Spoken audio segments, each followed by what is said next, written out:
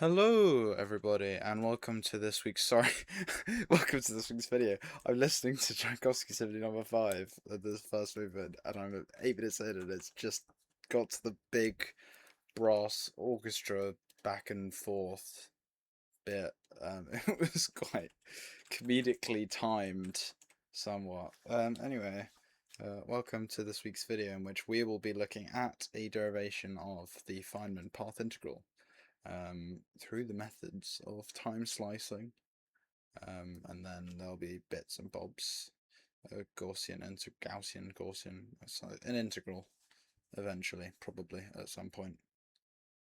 Feynman path integral, who would have guessed? Anyway, let's begin. Well, so, in canonical quantum mechanics, we have our time-dependent Schrödinger equation, which is IH bar times the time derivative of our ket of our wave function, in other words the outer product, is equal to the Hamiltonian multiplied by our state, our ket of our wave function, and this mechanically predicts energy levels, but it doesn't really explain the space dependency of particles. So in, I think it was 1948,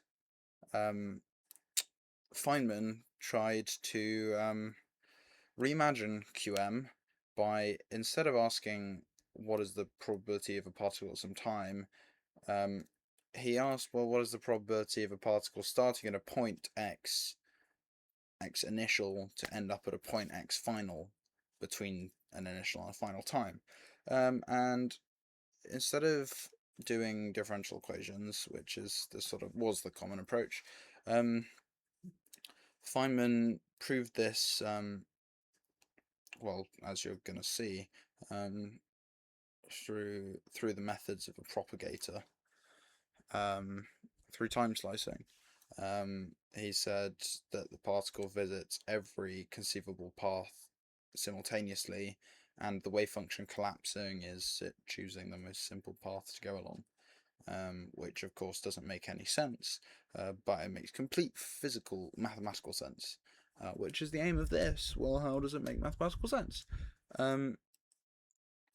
So here we get that classical mechanics is just the limit, as the quantum interference cancels out any non-classical paths, and that's essentially what it's a key link between quantum mechanics and classical mechanics. So we'll begin nice and simply, with the free particle Hamiltonian. So we'll have a particle with a coordinate x. So at x we have our Hamiltonian h bar is t hat plus v hat, this being our kinetic energy operator and our potential energy operator. Of course, we'll express this as, or not of course, but I'm going to express this as p squared over 2m. There are other ways of expressing this. I went through that in a previous video. But then we have our v of x hat. X hat is our position operator. And now what we need is our propagator. So this is our transition amplitude, but I'm going to refer to it as our propagator, and it's k. And k takes in an x final, a t final, and then maps to those from an x initial and t initial. And this is equivalent to the following inner outer product combinations. So it's the final x, that's our bra, and then in the middle we have e to the minus I over h bar times our Hamiltonian of the final time minus the initial time, no, ti, times our initial position, or not times, ket our initial position. So here's the problem. As you are hopefully aware from that video I did a while ago, if we look at the commutation of x hat and p hat, this is IH bar, which is not 0, doesn't equal 0. that's the doesn't equal symbol, as I learnt in year 3. So this is unhelpful, because therefore, since t is dependent on p and v is dependent on x, this does not equal 0 either. Thus, our t and our v do not commute, which means that e to the minus I per h bar Hamiltonian of tf minus ti is really, really, really hard to compute. Or it's not actually really, really, really hard. Basically, the incredible thing that Feynman thought of doing was time slicing, which is where we essentially uncouple this commutation by continuously slicing our time interval big T, which is not T hat, this is big T. We're going to have T equals T final minus T initial, and we're going to slice T into infinitesimal increments. Maybe something you've heard of before. Anyway, so what we're going to do is we're going to define an epsilon, which is some delta time, and this is going to be the final minus initial time by some big N, where N is the number of equal time slices, and the time slice is of course of length epsilon, and so we can now define a few things. So we can define some time at k as being the initial time plus k epsilons of time. This leads us to t0 is equal to the initial time, of course, and tn, which is our total number, is the final time. Okay, useful. Now we can expand our propagator equation. So kxf tf semicolon xi ti. This is x sub f e to the minus I per h bar. Now this is where it will become interesting, because there is, if I can speak English, there is going to be n lots times e to the minus I over h bar of this, which is our discrete Hamiltonian at over our interval epsilon, and this total is going to equal the Hamiltonian over this entire time interval. So we have that n times, and then of course our initial position at the end. Now, between each of our adjacent pairs of our operator exponentials, which is this thing going on, we'll have a completeness relation. We'll insert a completeness relation for our position basis, which is that the total integral by dx sub k, which is our position at some random time k, little k this is, by the way, is going to be ket xk bra xk, which is our identity unit, operator unit, and here k is 1 to ... to n minus 1, of course, because kn is just going to be the final position. Apologies, I had to take a small interval. Where was I? Something about integrals, possibly. Yes, okay. So inserting this operator, this turns our single amplitude into a spatial integral with n minus 1 dimensions. So let's take k, because of course we can rearrange this. So we'll have then this integral, and this is something that is kind of quite key. So we have dx sub 1 all the way to dx sub n minus 1. So our basis is from minus infinity to infinity across all of those dimensions. And now we have our pi from k equals 0 to n minus 1. Sorry, this is little k. 0 to n minus 1. That was again m. And this is then x sub k plus 1 times e to the minus I per h bar, h Hamiltonian of our epsilon, and then of course k sub x.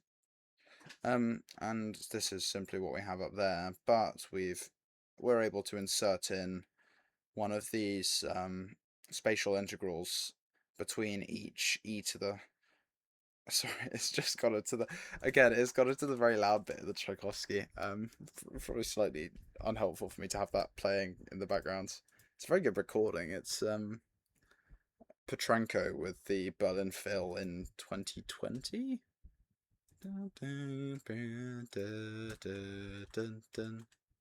Oh, I've opened something that I didn't want to be opened. Right, there we go. Let's continue.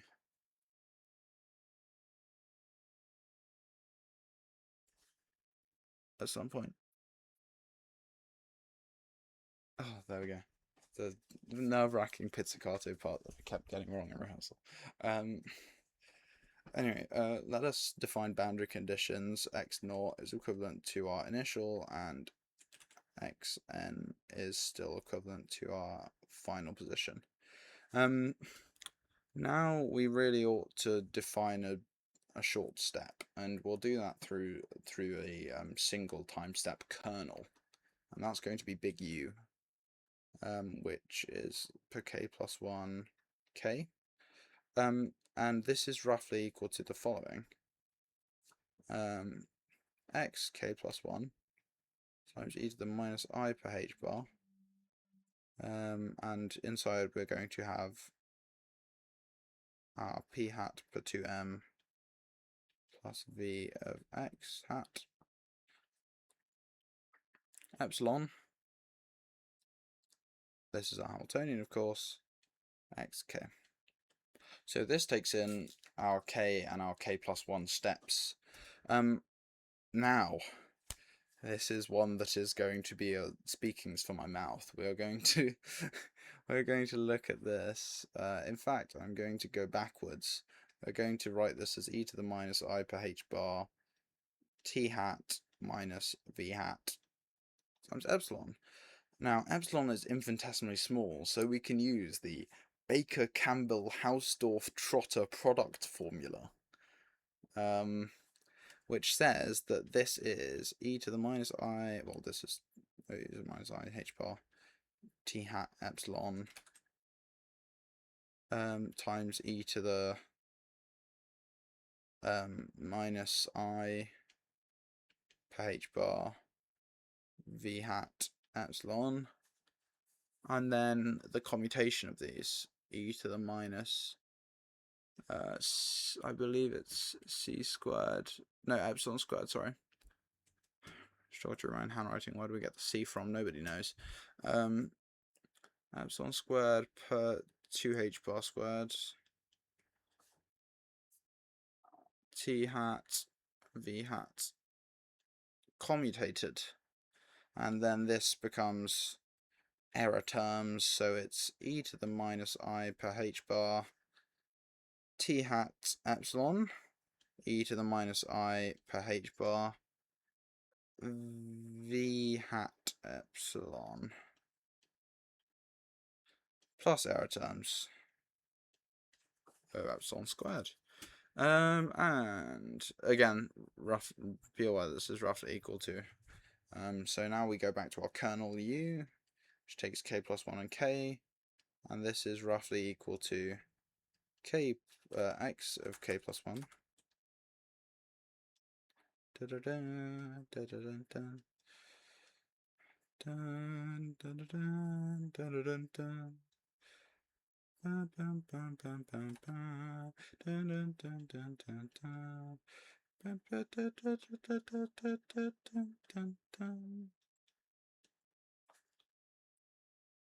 Epsilon I'm simply plugging in what I've written up here. I don't care about that, and it's so irrelevant and not important that I'm not going to continue writing it. X as is standard. X sub k. So we haven't really done particularly much here. We've just used this 4 people formula. Now we can do something, which is specifically looking at this exponential, which acts directly on our position eigenstate x, or this is our position eigenstate ket x sub k. Importantly, so we can just pull this out as a scalar value. In this case, in x sub k. So this then equals e to the minus I per h bar v of x sub k epsilon. Notice this is no longer v hat. This is v our operator, v our function, our positional map. A mathematician might get angry at me for saying map, but screw them. Minus I per h bar p hat squared per 2m epsilon as before times x. Okay. It would help if I could do a ket. Oh, I don't want to hear the third movement. Can we skip past that? I really despise the third movement. It's absolutely horrific. Possibly because I couldn't play it on my Tadley viola, but it's okay.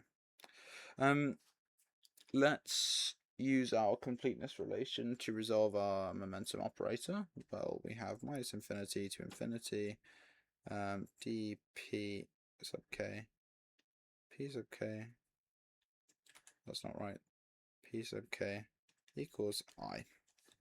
And we can use our position momentum plane wave overlap, which you are hopefully aware of. X p. This is how should I write it? I'll write it like this: 2 pi h bar e to the minus, no, sorry, e to the I per h bar px. And so we can convert this now into an integral. Which gives us that xk plus 1 e to the minus I per h bar p hat squared per 2m epsilon x sub k. This is equal to our integral from minus infinity to infinity dp sub k x k plus 1 p sub k p sub k e r. I'm going to run out of space. This, but with a p, and x sub k at the end,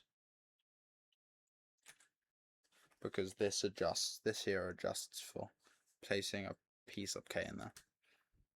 And then we're integrating it, to which we can expand and say this is the integral from minus infinity to infinity dp sub k of root 2 pi. Oh, it's the part. Bear with.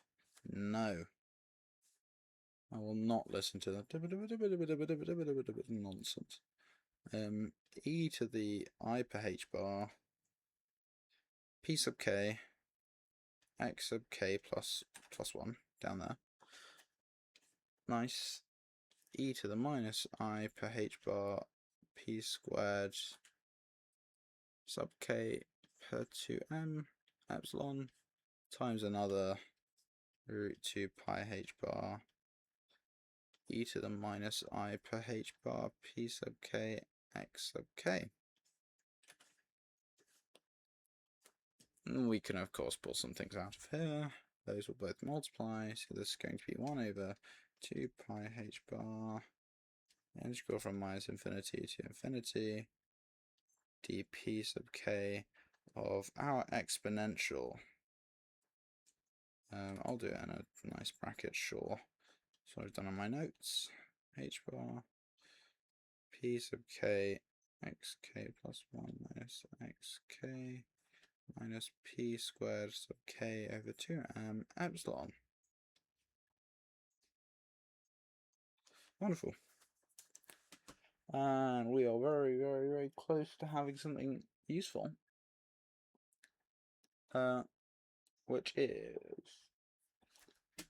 all we have to simply do is combine this with our previous expression for our kernel, applying our potential scalar. So we have that u k plus 1 k then is equal to 1 per 2 pi h bar times the integral from minus infinity to infinity dp sub k of the exponent of I per h bar epsilon p sub k times x k plus 1 minus x k per epsilon minus p sub k squared per 2m, just like that, except no epsilon because we pulled that out, minus v x sub k. Simple. Truly simple. All we've done here is evaluate some bras and some cats. With, in fact, we haven't even evaluated. We've just subbed in our identity completeness integral from before our completeness relation model. Not much is left in the way of us and the Feynman path integral. It's more getting this into a, so simplifying here and getting this into a fairly useful form. Well, usefully, we have the following identity, courtesy of Gauss, minus infinity to infinity, or dp of e to the minus ap squared plus bp, thus for a polynomial in b of degree 2. This is root pi per a x b squared per 4a. For a real, for an a of which the real part is greater than 0. Of course, we're dealing with complex stuff. B, no one cares. But for fairly obvious reasons, we want it to be greater than 0 for the real part. So we can map our Gaussian parameters to this. Note that we have a convergence regulator here, which is assumed. I won't bother pointing out too much. But we will see that A is equal to I epsilon per 2 m h bar, and B is equal to I per h bar x sub k plus 1 minus x of k. I encourage you to compare these more directly than I could be bothered to do, but I hope it's fairly clear that where these come from. So this is going to be our BP, and then this is going to be our minus A when you sub everything in. Wonderful. Now we can evaluate B squared per 4A. I per h bar xk plus 1 minus xk. This is just our infinitesimal position step, and it's that per 4 2m h bar I epsilon. And this is simply I per h bar epsilon times half m xk plus 1 minus xk per epsilon squared. Should probably have square bracketed more there, but it's okay. We can now evaluate our normalization prefactor, which is root pi over a, or the 1 over 2 pi h bar root pi over a. So 1 over 2 pi h bar root pi times 2m h bar per I epsilon is simply m per 2 pi I h bar e. All the constants are in this party. Epsilon, not e. We got m, we got epsilon, we got h bar, we got I, we got pi, and we got root 2 at some point. If only there was a c and a g, that'd be even better. Anyway, now we have a evaluation. We can substitute this back into our kernel. U k plus 1 k is roughly equal to this, m per 2 pi I h bar epsilon times the exponent of I per h bar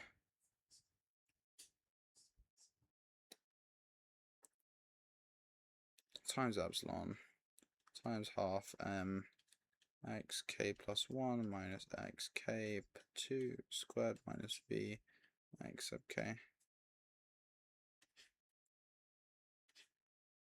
Nice. And using a small amount of analysis, we can see that as epsilon tends to 0, this here clearly tends to the velocity. And so we have ended up with a Lagrangian. In fact, this is the Lagrangian. Half mv squared minus the potential. Well, isn't that wonderful? Isn't it amazing that in 1948 Richard Feynman set out to do this? And it just so happens that after all of this random stuff, you end up with one of the most simple energy related formulas that you probably have ever experienced in physics. It's wonderful, isn't it? Regardless, let's continue. To then say that this is roughly equal to root m per 2 pi I h bar epsilon times the exponent of I per h bar times L x k x dot k delta t. Notice that we do not take a t into a Lagrangian because we still have a delta time. Wonderful. There is not much left. I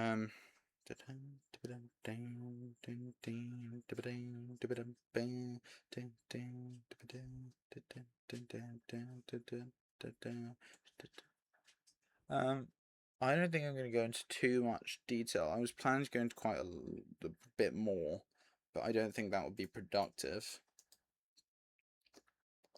So I'm going to send this back a save. And bear with, I am going to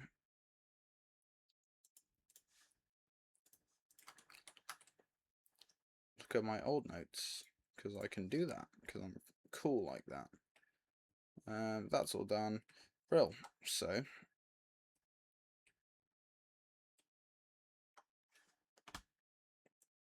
now there is very little left.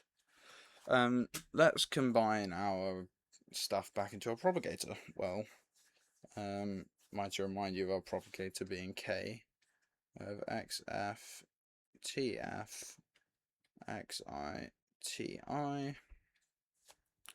and this is 2 pi I h bar epsilon m to the n over 2 times the integral from minus infinity to infinity from dx sub 1 to dx sub n minus 1 of the exponent of I per h bar times the sum from k equals 0 to n minus 1 of L delta t.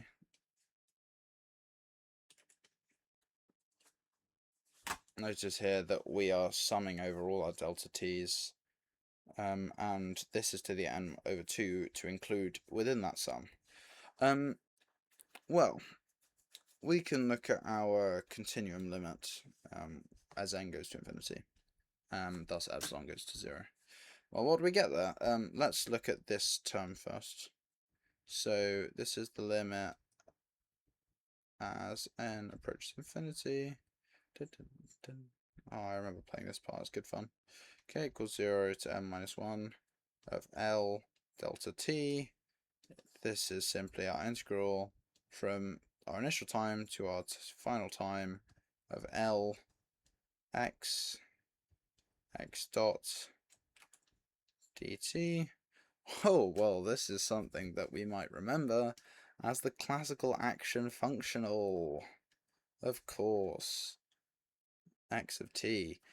Wonderful. Isn't that brilliant?